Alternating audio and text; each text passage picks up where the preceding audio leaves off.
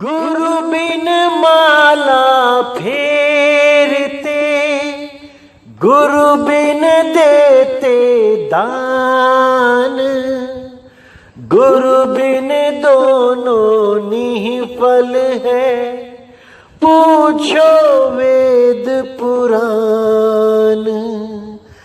करता था तब क्यों रहा, अब कर क्यों पछताए।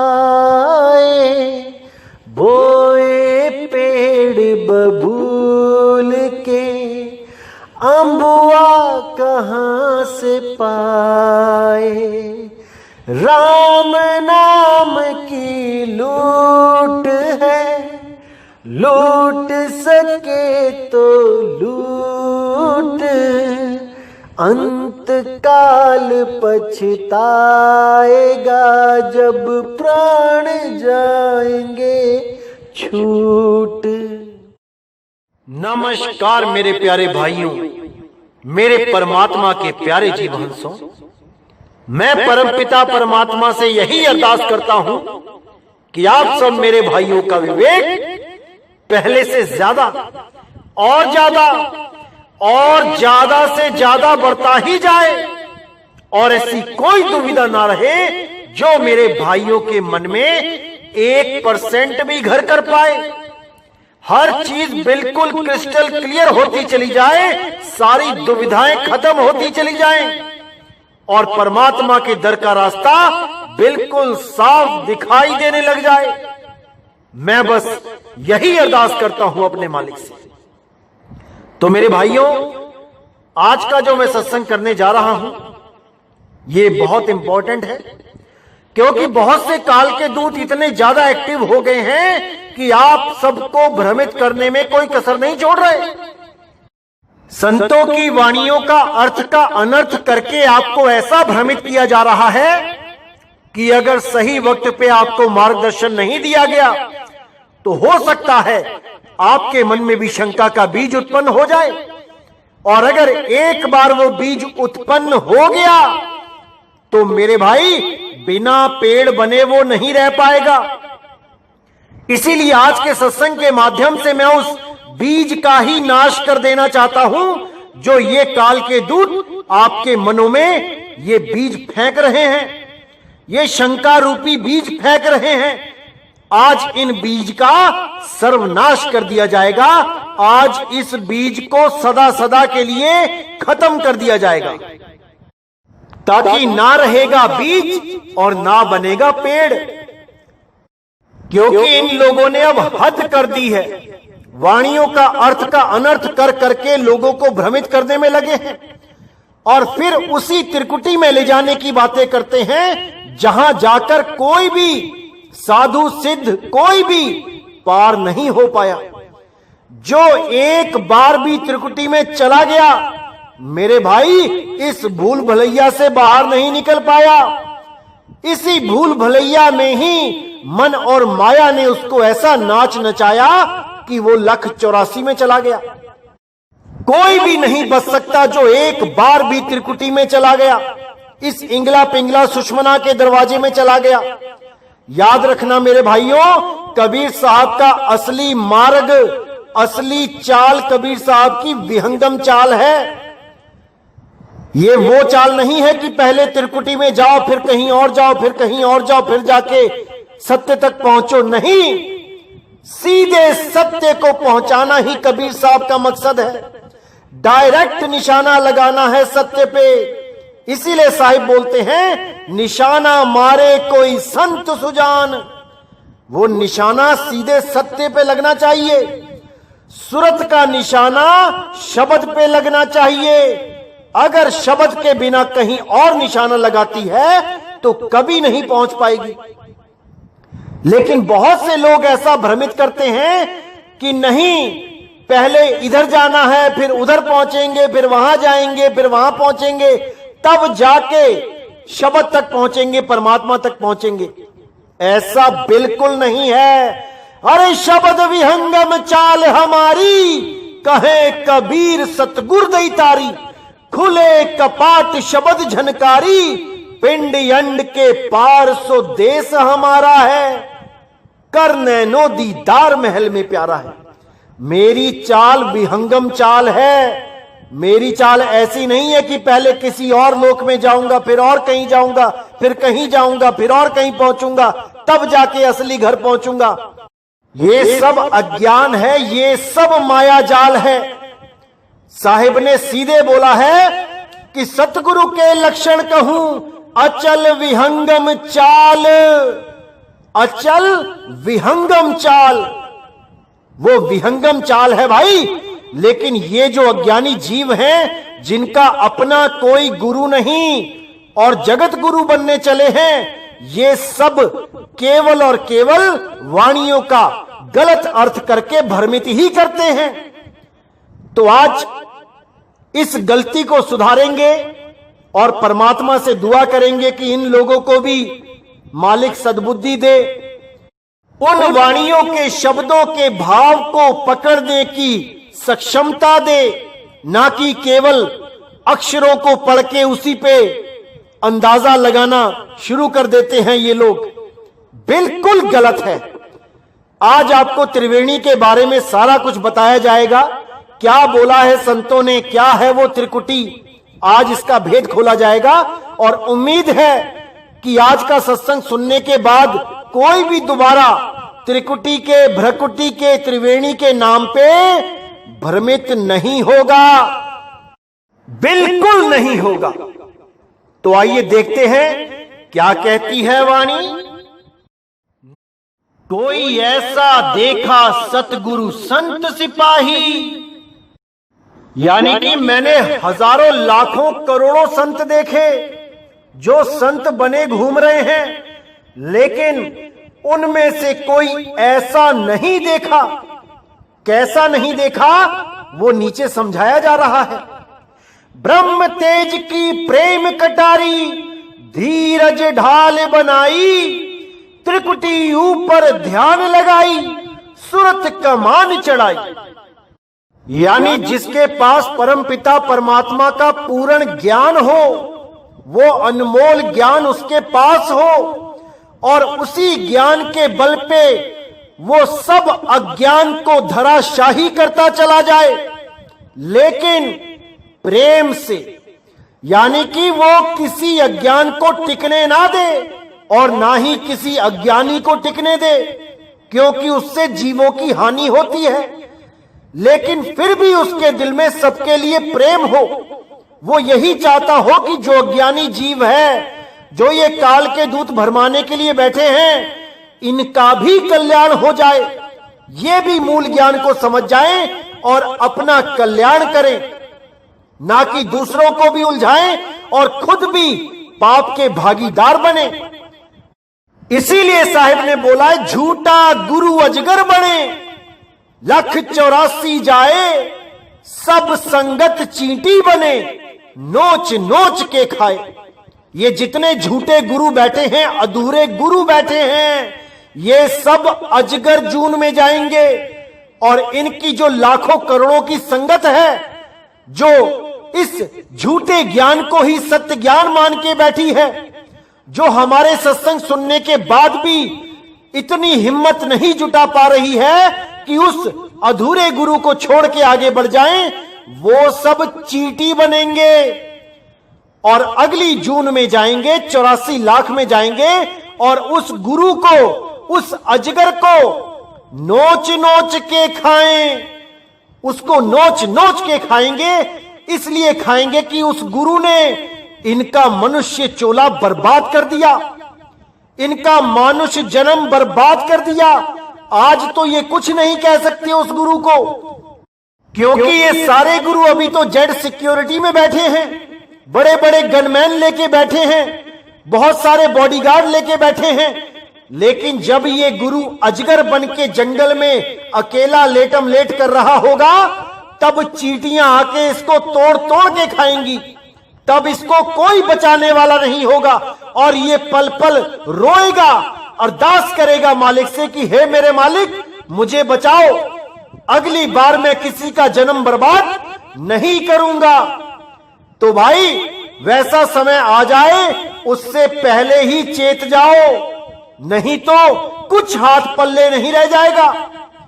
अभी ये सत्संग किया जा रहा है, इसको समझो, बूझो और सत्य को जान जाओ, सत्य को परख लो।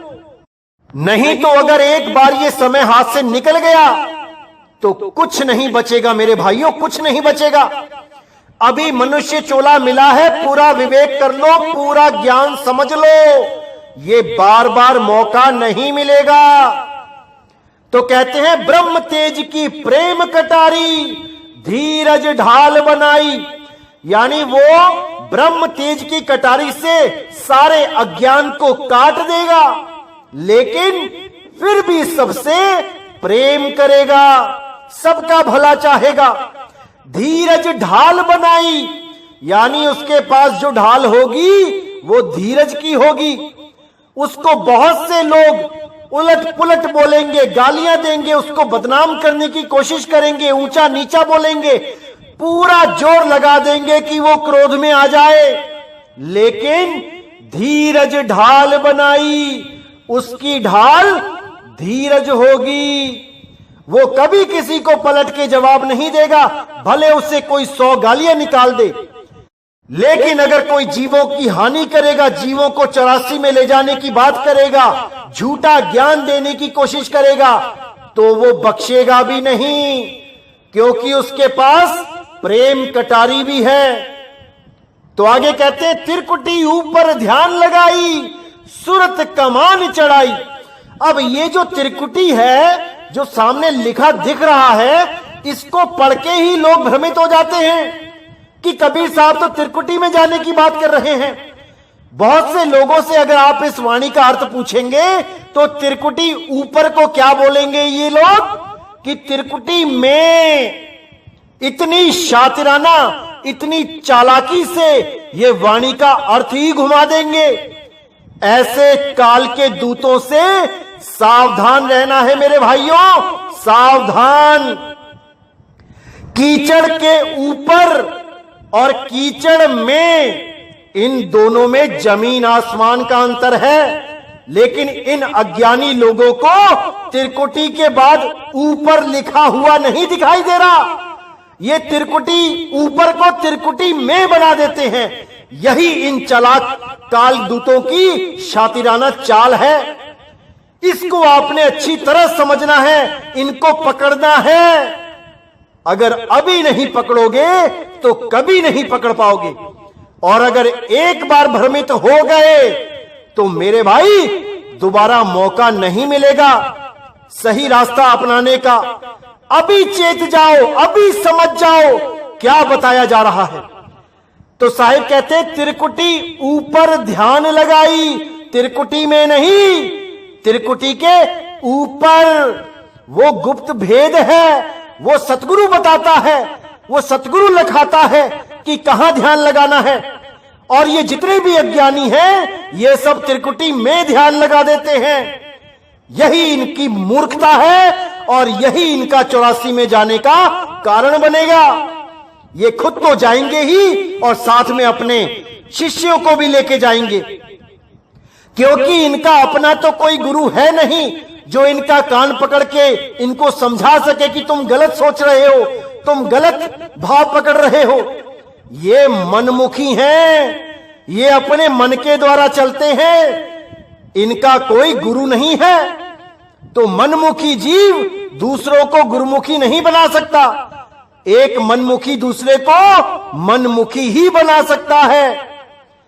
ये लोग बात करते हैं कि कबीर साहब का भी कोई गुरु नहीं था, उनको अपने आप से ज्ञान हो गया था, ऐसे ही हमें भी अपने आप से ज्ञान हो गया है। अरे भाई, कबीर साहब का मुकाबला करना छोड़ दो, वो तो बिना मां बाप के आए हैं, बिना लाश छोड़े गए हैं। क्या तुम वो कर सकते हो? तुम बड़ी बड़ी बातें करते हो। ये अज्ञानता भरी बातें करना बंद कर दो। समाज जाग चुका है, नीर चीर का निबेड़ा कर रहा है। अब इन काल दूतों के दाव पेच में कोई भोला जीव नहीं आएगा। हर चीज आज क्लियर कर दी जाएगी, हर चीज समझा दी जाएगी। तो कहते हैं तिरकुटी ऊपर ध्यान लगाई, सूरत कमान चढ़ाई। अब देखिए, आप खुद विचार कीजिए कि सूरत कमान चढ़ाई। कमान क्या होता है? जैसे तीर कमान होता है, कमान पे तीर को चढ़ाया जाता है और निशाना सीधा लगाया जाता है लक्ष्य पे। ऐसा नहीं है कि सामने पंछी की आंख में निशाना लगाना है तो वो तीर पहले पेड़ पे मारेंगे, फिर वो टकरा के डाली पे लगेगा, फिर पत्तों पे लगेगा, फिर जाके उस पंछी की आंख में लगेगा। ये अज्ञानता है, ये महामूर्खता है अगर कोई ऐसा सोचता है तो। इसीलिए बोला गया है शब्द विहंगम चाल हमारी, सीधा निशाना लगाना है शब्द गुरु में। सूरत को सीधा तानना है शब्द गुरु में। जैसे सूरत कमान चढ़ाई, सूरत को कमान पे चढ़ा लो और कहां पे भेजना है लक्ष्य को? शब्द गुरु में, ना कि त्रिकुटी में। और वो शब्द गुरु कहां है? त्रिकुटी के ऊपर।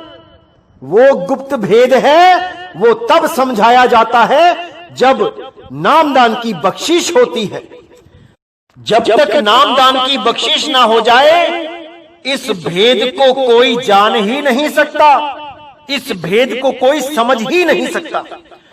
तो मैं और भी आपको वाणियां दिखाता हूं जहां त्रिवेणी के बारे में क्या बोला गया है, त्रिकुटी के बारे में क्या बोला गया है, ताकि आप सबके भ्रम टूट जाएं, सारे भ्रम खत्म हो जाएं और सत्य को आप भली भांति समझ सकें। तो क्या कहती है वाणी?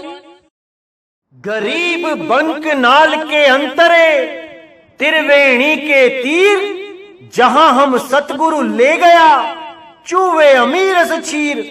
गरीब बंक नाल के अंतरे त्रिवेणी के तीर, जहां हम सतगुरु ले गया बंदी छोड़ कबीर। अब जो अधूरे संत हैं, जो अज्ञानी जीव हैं, जो खुद ही गुरु बन के बैठे हुए हैं YouTube चैनलों पर, इस वाणी को दिखा के क्या कहते हैं कि देखो क्या लिखा है, त्रिवेणी लिखा है, त्रिवेणी में ही जाना है, त्रिकुटी लिखा है, त्रिकुटी में ही जाना है। अरे मेरे भाई, आगे क्या लिखा है ये क्यों नहीं दिखाई देता? त्रिवेणी के तीर, ये तीर का क्या मतलब है ये क्यों नहीं समझ में आता आप लोगों के? त्रिवेणी के तीर का मतलब है त्रिकुटी के पार। त्रिकुटी में नहीं जाना है, उसके पार जाना है। जैसे बोला जाता है नदिया के तीर, तो इसका मतलब ये नहीं कि नदी में छलांग मार देनी है, इसका मतलब है नदी के पार जाना है। और कैसे जाना है? विहंगम योग से जाना है, विहंगम चाल से जाना है, ना कि नदी में छलांग मार देनी है। ऐसे ऐसे अधूरे गुरु बैठ गए हैं यहां पे कि जीवों का निकलना दुश्वार कर दिया है। जो भी अविवेकी जीव होता है वो इन गुरुओं के जाल में फंस ही जाता है। लेकिन मेरे भाइयों, आपने ऐसी गलती नहीं करनी है। हर वाणी को अच्छी तरह समझना है कि वाणी कहना क्या चाह रही है। इन अधूरे गुरुओं का कुछ नहीं जाएगा, जाएगा तो आपका जाएगा। ये अनमोल जन्म बर्बाद करने के लिए ही ये यहां पे आए हुए हैं और ये कोई कसर नहीं छोड़ेंगे आपको भ्रमित करने के लिए, क्योंकि ये आपको त्रिकुटी में ले जाने के लिए ही बैठे हैं। और जैसे ही आप त्रिकुटी में जाओगे इन्हीं का चेहरा आपके सामने आ जाएगा। ये काल निरंजन इन्हीं के रूप में आपको दर्शन दे देगा और ये सतगुरु बन के बैठ जाएंगे आपके सिर पे। इसलिए मेरे भाइयों, अच्छी तरह समझ लो, इस काल जाल को समझ लो। गरीब बंक नाल के अंतरे त्रिवेणी के तीर, त्रिवेणी के पार जाना है, त्रिवेणी में नहीं जाना है। जहां हम सतगुरु ले गया बंदी छोड़ कबीर, जहां पर केवल और केवल बंदी छोड़ कबीर साहब ले जा सकते हैं। नहीं तो आज तक जितने भी जपी तपी सन्यासी, जितने भी ऋषि मुनि पीर पैगंबर आए, सबने त्रिकुटी का रास्ता दिखाया, सबने त्रिकुटी का रास्ता दिखाया, त्रिवेणी में ही ले गए। और उसी में गोता खिलवा के जन्म बर्बाद कर दिया। जाना कहां था? त्रिवेणी के तीर विहंगम चाल से जाना था। उस जहाज पे बैठ के जाना था जो सीधा पार कर देता है। अरे नानक नाम जहाज है, चढ़े सो उतरे पार। उस जहाज पे चढ़ो और पार उतर जाओ।